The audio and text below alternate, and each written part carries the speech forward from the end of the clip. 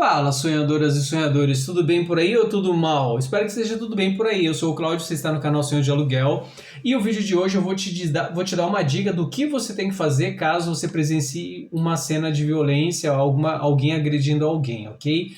Bom, por que que tô fazendo esse vídeo? Baseado num outro vídeo aqui do canal. Quem acompanha o canal já sabe, já viu esse vídeo, sabe do que eu vou falar, mas eu vou explicar para você caso você tenha caído de paraquedas por aqui. Eu trabalhava numa empresa e uma colega de trabalho, na verdade não era uma colega ou qualquer, uma pessoa, era uma menina por quem eu era apaixonado. Ai, tá bom, eu sei. Onde a gente compra, ganha o pão, não se come a carne, mas eu me apaixonei, tá? Então, vou pular aí essa linha de raciocínio aí que talvez esteja sendo levantada. E o meu supervisor contratou na época, o nosso supervisor contratou na época um funcionário só para agredir essa garota, porque ele era contra qualquer tipo de relacionamento que eu e ela viéssemos a ter. Isso deu pano para manga. Quando eu pedi demissão, eu bati boca com ele. O negócio foi muito feio. E muito embora eu já esteja afastado dessa empresa, ou seja, já tenha pedido demissão por uma questão moral. Estou revivendo as coisas, né?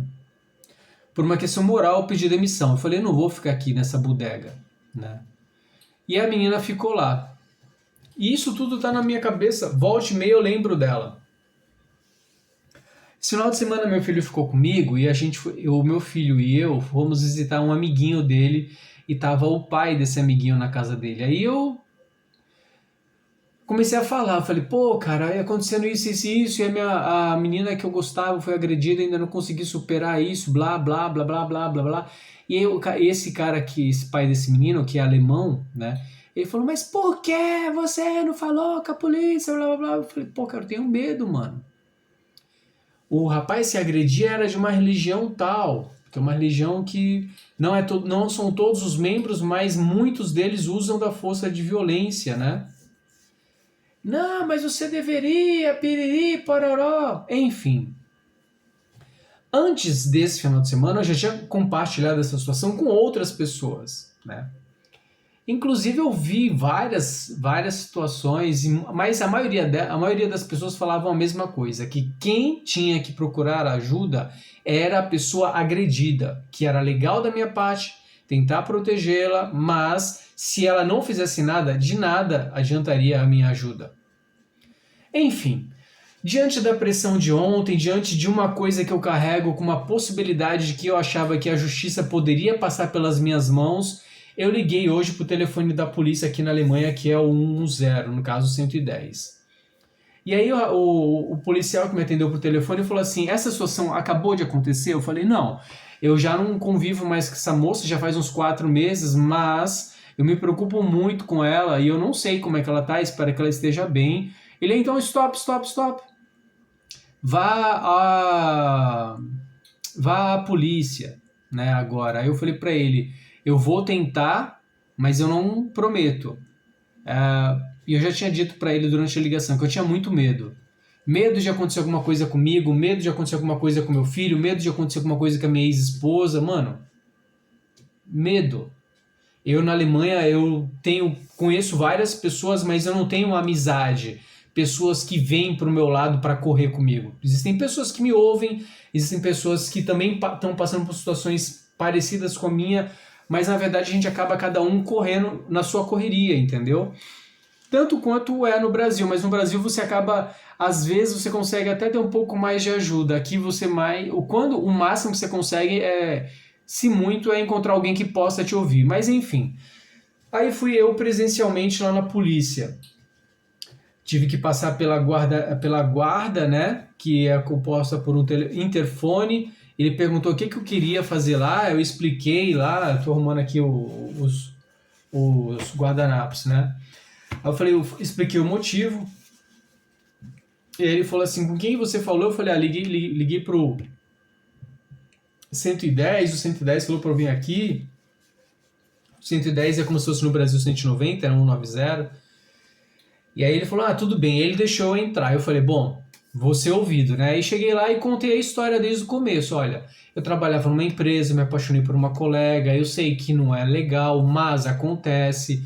E acontece que vou comentar agora o meu ponto de vista. De acordo com a minha leitura, não quer dizer que isso seja verdade plena, mas o supervisor já tinha me comunicado que ele não queria a relação de nós dois. E ele contratou um funcionário, e esse funcionário, coincidentemente ou não, agredia a menina.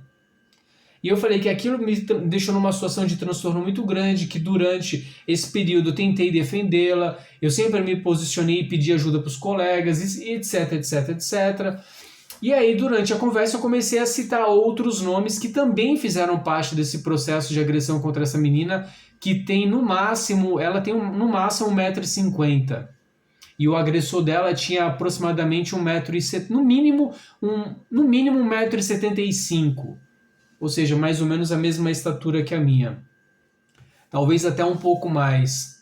Ou seja, em relação a eles, duas pessoas que não poderiam degladiar jamais, porque não tinham a mesma energia, não tinham a mesma pegada. Ainda que ele tivesse 1,50 m e ela tivesse a altura dele, já não daria, porque por uma questão de natureza, nós homens, nós somos mais fortes na maioria das vezes que as mulheres. Não sempre, mas na maioria das vezes. Bom, e à medida em que eu fui explicando para o policial o que eu estava fazendo lá, que eu comecei a reviver a situação, que eu comecei a citar outros nomes que também fizeram parte daquele conluio, daquele que encobertavam o agressor em relação à garota, né, que eu era apaixonado, eu comecei a perceber que eu comecei a me queimar e que eu não iria arranjar solução nenhuma para ela. E aí o policial falou que era muito legal da minha parte eu fazer o que eu estava fazendo, perguntou se eu tinha contato com ela, eu falei que não, ele falou que era bom eu ter contato com ela e que quem tem que procurar ajuda é a própria garota. Então, se você presenciar alguma cena de violência estando aqui na Alemanha, peraí, deixa eu pegar aqui a panela aqui rapidinho, eu vou trazer você aqui comigo, ok? A panela aqui tem que soltar um pouquinho, eu estou fazendo arroz. Estou trazendo de volta aqui. A tampa da panela estava quase voando ali. Na outra panela ali eu estou fazendo sopa. Eu tô no mês da sopa, mano. Tá osso o negócio. Não tá fácil. Mas amanhã pro trabalho eu vou levar arroz e feijão. Levar marmita, né? Levar marmita. Que é a coisa mais higiênica e custeável que tem, né? Que a comida limpa, coma a comida da sua casa, que seja preferencialmente produzido por você ou por alguém da sua confiança, do seu coração. Olha que coisa romântica. Mas aí, voltando a falar, ele falou que quem tem que procurar ajuda é a própria pessoa. Então, se você presenciar alguma cena de violência, você peça para a pessoa, ou você mesmo liga no ato da violência, e você, o máximo que você pode fazer é ser testemunha daquela pessoa. Ele perguntou se eu tinha, ele falou assim, o senhor falou que é pai, que foi casado. O senhor foi casado com ela? Não. O senhor não é pai dela, o senhor não é mãe dela, então o senhor não pode fazer nada. É muito legal a sua atitude de estar vindo aqui. Poucas pessoas fazem isso, mas quem tem que se defender é ela, e ela, como alemã, ela sabe o que ela tem que fazer. E isso eu já tinha ouvido, mas eu estava tanto com a sensação de que eu poderia fazer alguma coisa que eu acabei ligando por força da última pressão e também por força da minha pressão interna, porque eu estava me achando responsável por aquilo. Então, a linha de raciocínio aqui na Alemanha é: presenciou violência, ligue para a polícia na hora, você pode ser no máximo testemunha, e depois, se o processo avançar, você segue do lado dessa pessoa, mas mais que isso você não pode fazer. Mais que isso você não pode fazer. Entendeu? Então, eu espero que essa minha ex-paixonite esteja bem, viva, né? Piadinhas à parte. E se você gostou do vídeo, deixa seu like, se inscreva no canal. Eu volto a dizer, eu estou mais presente agora nos vídeos shorts, porque estou em fase de prazo de experiência no trabalho, zilhões de coisas acontecendo ao mesmo tempo, e hoje eu só parei para fazer esse vídeo para compartilhar essa situação de momento, tá bom? Fica bem, um beijo, tchau!